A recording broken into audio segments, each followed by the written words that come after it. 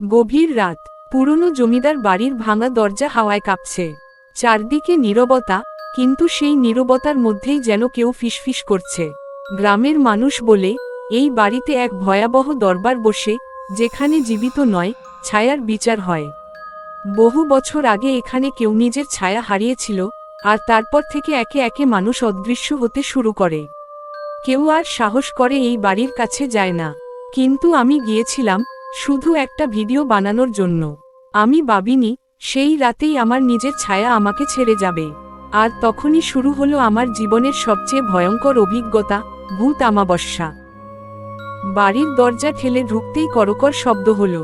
মনে হলো যেন দরজা খুলতেই কেউ গভীর ঘুম থেকে জেগে উঠল।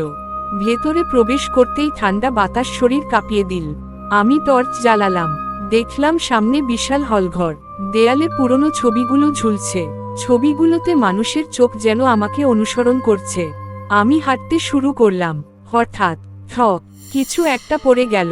আমি টর্চ ঘুরিয়ে দেখলাম, মাটিতে একটা পুরনো ঘণ্টা পড়ে আছে। আমি সেটাকে তুলতেই হঠাৎ ঘণ্টাটা নিজে থেকেই বাজতে শুরু করলো। টিং টিং টিং। আমার বুক ধড়ফড় করতে লাগলো।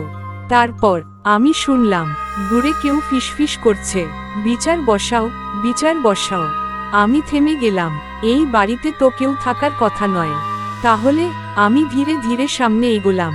হলঘরের শেষে একটা দরজা। দরজাটা আধখোলা, ভেতর থেকে আলো আসছে।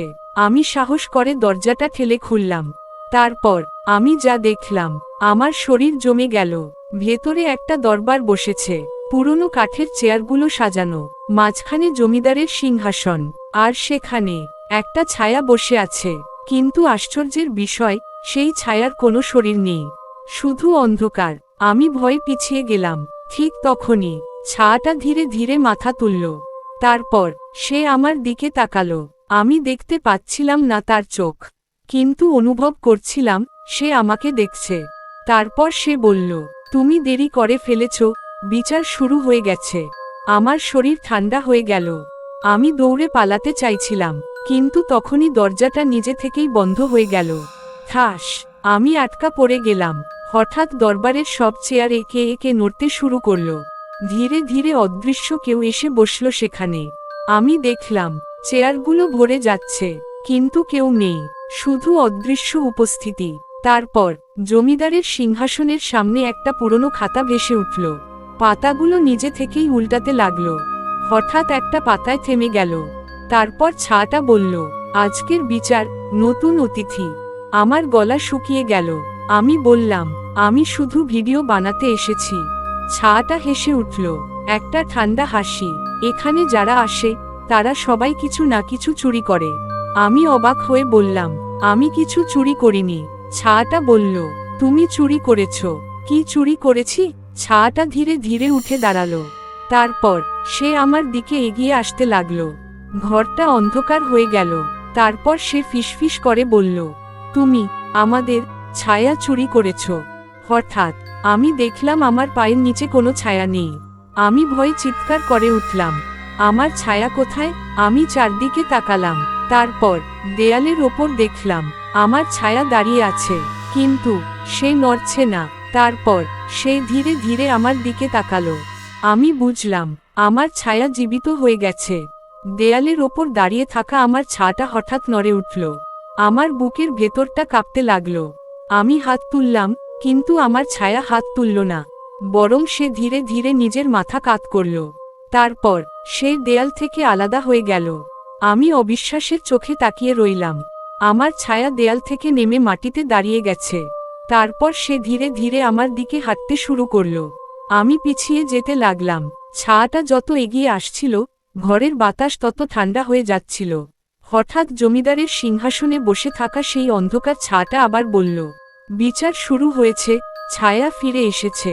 হঠাৎ দরবারের সব অদৃশ্য উপস্থিতি একসাথে ফিসফিস করতে লাগল, শাস্তি, শাস্তি, শাস্তি। আমার মাথা ঝিমঝিম করতে লাগল। আমি চিৎকার করে বললাম, আমি কিছু করিনি। হঠাৎ আমার ছায়াটা আমার সামনে এসে দাঁড়ালো। তারপর সে ধীরে ধীরে হাত বাড়ালো, কিন্তু তার হাতটা অদ্ভুতভাবে লম্বা হতে লাগলো। আমি পিছিয়ে যেতে লাগলাম, কিন্তু পিছনে দেয়াল। আমি আটকে গেলাম। ছায়াটা আমার বুক স্পর্শ করতেই আমি ঠান্ডা বরফের মতো অনুভব করলাম। তারপর আমি দেখলাম আমার শরীর থেকে ধোঁয়ার মতো কিছু বের হচ্ছে। আমি বুঝলাম সে আমার প্রাণশক্তি টেনে নিচ্ছে। আমি চিৎকার করতে চাইলাম, কিন্তু আমার গলা দিয়ে কোনো শব্দ বের হলো না। হঠাৎ দরবারের দরজায় জোরে শব্দ হলো। ধাম! সবকিছু থেমে গেল। ছায়াটা আমার থেকে সরে গেল। দরজাটা ধীরে ধীরে খুলে গেল। আমি দেখলাম একজন বৃদ্ধ দাঁড়িয়ে আছেন, তার হাতে একটা লণ্ঠন। তিনি ধীরে ধীরে ভেতরে ঢুকলেন। তারপর তিনি বললেন, এই ছেলেটাকে ছেড়ে দাও। জমিদারের ছায়া বলল, এটা আমাদের বিচার। বৃদ্ধ লোকটা বলল, এই ছেলেটা নির্দোষ।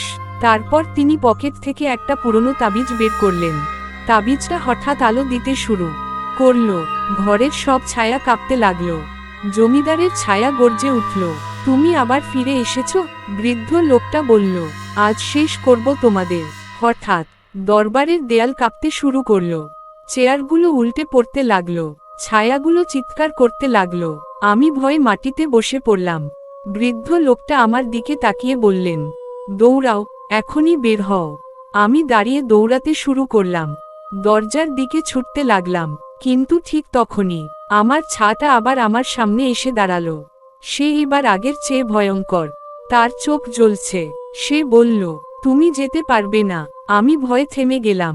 তারপর সে ধীরে ধীরে আমার দিকে এগিয়ে আসতে লাগলো। হঠাৎ বৃদ্ধ লোকটা তাবিজটা আমার দিকে ছুঁড়ে দিলেন। তাবিজটা আমার হাতে পড়তেই আমার ছায়াটা পিছিয়ে গেল। সে চিৎকার করতে লাগলো। আমি বুঝলাম এটা আমার শেষ সুযোগ। আমি দৌড়ে দরজার দিকে এগোলাম। দরজাটা খুলে গেল। আমি বাইরে বেরিয়ে এলাম। ঠিক তখনই পেছনে ভয়ঙ্কর বিস্ফোরণের মতো শব্দ হলো। আমি পিছনে তাকালাম। পুরনো জমিদার বাড়িটা কাঁপছে। তারপর ধীরে ধীরে ভেঙে পড়তে লাগলো। আমি হাঁপাতে হাঁপাতে দাঁড়িয়ে রইলাম। কিছুক্ষণ পরে সব শান্ত হয়ে গেল। আমি ভাবলাম সব শেষ। কিন্তু আমি যখন মাটিতে তাকালাম, আমি দেখলাম আমার ছায়া নেই। আমার শরীর ঠান্ডা হয়ে গেল। তারপর আমার পেছনে একটা ফিসফিস শব্দ শুনলাম, আমি এখনো আছি। আমি ধীরে ধীরে পিছনে তাকালাম। আর তারপর আমি যা দেখলাম, আমার হৃৎপিণ্ড যেন থেমে গেল। আমি ধীরে ধীরে পিছনে তাকালাম। তারপর আমার চোখ বড় হয়ে গেল। আমার সামনে দাঁড়িয়ে আছে আমি নিজেই। কিন্তু ওটা আমি না, ওটা আমার ছায়া। আমার মতো মুখ, আমার মতো শরীর, কিন্তু চোখ দুটো পুরো কালো। সে ধীরে ধীরে হাসতে লাগলো। একটা ঠান্ডা, ভয়ঙ্কর হাসি। আমি পিছিয়ে যেতে লাগলাম। সে বলল, তুমি পালিয়ে এসেছো, কিন্তু আমি তো তোমার সাথেই আছি।